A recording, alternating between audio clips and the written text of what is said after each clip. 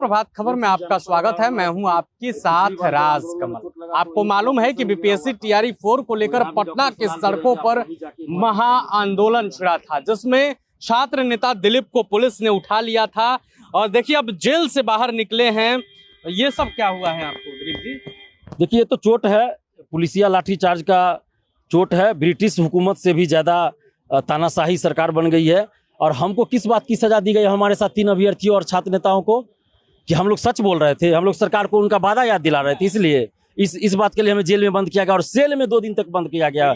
और देखिए, ये तिरंगे झंडे का जो अपमान किया है पुलिस वालों ने, इसके लिए किसको सजा दी जाएगी? तिरंगे झंडे को नाक से पोंछ रहा है, तिरंगा झंडा से पसीना पोंछ रहा है, पैर से मारा जा रहा है तिरंगा झंडा को, महिला अभ्यर्थियों को गालियां दी जा रही माँ बहन की गंदी गंदी, और पैर से मारा जा रहा है, लाठी से मारा जा रहा है जेंट्स पुलिस के द्वारा। तो इसके लिए किसको सजा मिली? जेल में भी आपके साथ कुछ हुआ है? जेल में हुआ है मेरे साथ। 20 मई को सुबह 7:30 बजे के आसपास मारा पीटा गया, बुरी तरह मारा पीटा गया है। और सेल में लगाए हैं, ये चोट है उसी चीज का? उससे पहले भी चोट है और उस दिन भी चोट लगा है, इसलिए फिर से बेल्ट लगाना। बेल्ट तो पहले से हम लगा रहे हैं, ये बेल्ट मेरा 1 साल से लग रहा है।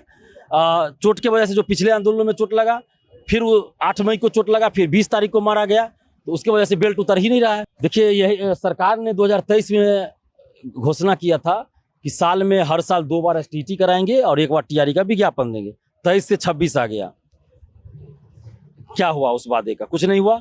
पिछले साल सरकार ने क्या कहा? 2025 में टीआरई 4 50,000 सीटों पर, 2026 में टीआरई 5 50,000 सीटों पर।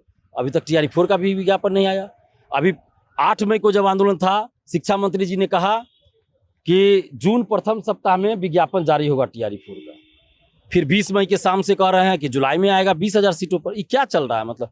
मतलब जितनी बार आप बैठक कर रहे हैं शिक्षक भर्ती के लिए, उतनी बार सीटों की संख्या आप कम करते जा रहे हैं। तो हुजूर, आप शिक्षक भर्ती को लेकर बैठक नहीं कीजिए, सिर्फ विज्ञापन निकाल दीजिए 46,000 पदों पे, उसके बाद आप बैठक कीजिएगा। क्योंकि जब जब आप बैठक खेलते हैं तो सीटों की संख्या कमती जा रही है। तो जो अधियाचना बीपीएससी को फरवरी में भेजी गई थी, उसी को विज्ञापन जारी कर दीजिए, वही विज्ञापन जारी कर दीजिए। हम लोग यही चाहते हैं। वरना दिलीप फिर सड़क पर उतरेंगे? बिल्कुल सड़क पे उतरेंगे।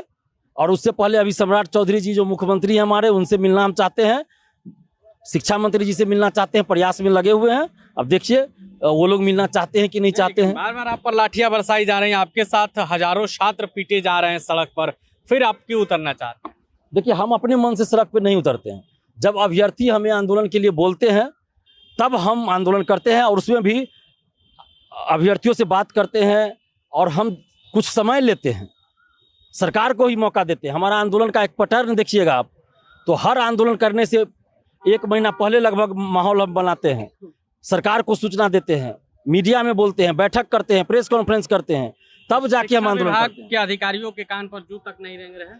देखिए, शिक्षा विभाग के अधिकारी हो, बीपीएससी के अधिकारी हो, ये हमें लगता है कि ये लोग सरकार जैसा बोलती है वैसा ये लोग करते हैं।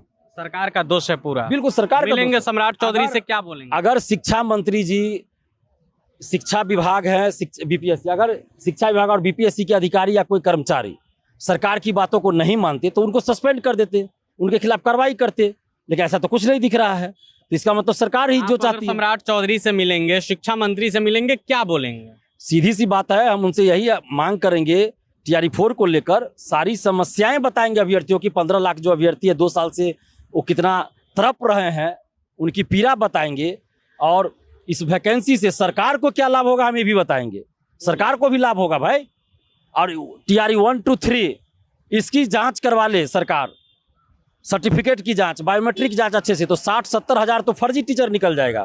तो उतना का वेतन नहीं देना पड़ेगा, उतना वेतन बचेगा, राजस्व में उतना पैसा आएगा, जो उतने दिन से वेतन उन लोग को मिला है सारा वापस कर। टीआरई 1 to 3 में भी घोटाले हुए हैं? बिल्कुल हुए हैं। तो सरकार को तो 60-70 हज़ार सीट ऐसे ही मिल जाएगा और पैसा भी मिल जाएगा, वेतन भी नहीं देना पड़ेगा, और पहले जो वेतन उठाया वो भी पैसा वापस करना पड़ेगा, तो सरकार के राजस्व में भी पैसा आ जाएगा। चलिए, तो अभी आपने छात्र नेता दिलीप को सुना। इन्होंने कहा है कि हम मुख्यमंत्री सम्राट चौधरी से मिलेंगे, शिक्षा मंत्री मिथिलेश तिवारी से मिलेंगे, और मिलेंगे तो बताएंगे कि कैसे टीआरई 1 to 3 में भी घोटाले हुए हैं।